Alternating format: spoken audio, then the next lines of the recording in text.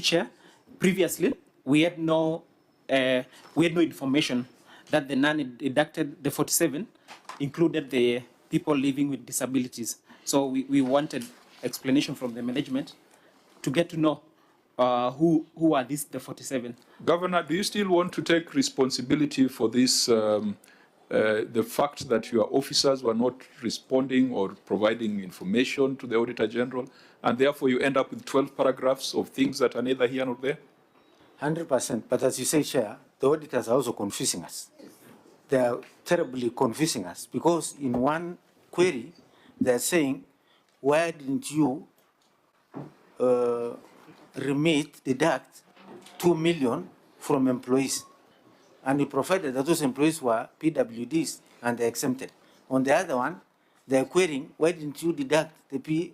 No, it's because they didn't have, no, it's because they didn't have your answer to the first question. In fact, if they had that answer, they would not have raised the second. In fact, Chair, if I heard the auditor correctly, these documents that you've now brought to the Senate, you did not provide at the point of audit. That's a problem, Governor, because I don't think that the Auditor General is unreasonable. I'm also an audited officer. If you provide documents, they cannot say a query is pending.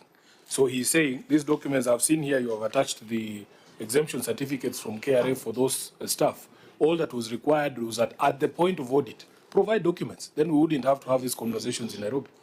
That was a problem. And this other one is about the migration to your new system. You know, so I don't think there's any confusion on the part of the Auditor General. It's the officers failing to provide documents at the point of audit that has brought us here. Yeah, so let's quickly, you know, if you look at the headlines under that. Maybe the auditors also, because some of these things, what do you call that meeting after when they leave? The exit and that letter. Some of these things are provided to them and they accept. But later on in the Senate, we will come up with the same things that we didn't receive them at the county level. Governor, do you attend those meetings? So yes, that's where the problem is. That's where the problem is. I want to advise you, Governor. That outrage you are showing towards the Auditor General, show it to your staff. Yeah. Kikulacho, Nguoni, Mwako. Yeah. That's where the problem is. Look at a question on overcommitment of salaries. Governor, overcommitment of salaries.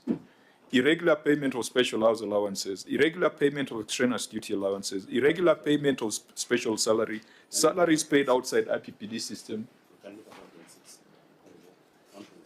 Yeah, let's look at irregular payment of special house allowances. Auditor General, is that still pending? Yeah, thank you, Chair. The issue is partially addressed as of now. What is still remaining?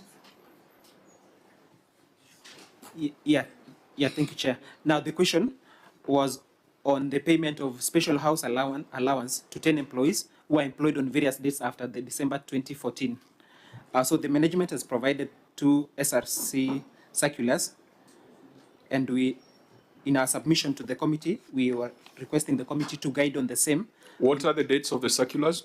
Do they relate to the period during which the allowances were paid? Yes, Chair. The circulars relate to the period. The first circular is 2014, December, and the second circular is August 2015. So the 10 employees were employed before the first circular, which capped the house allowance to around 20,000 for county directors.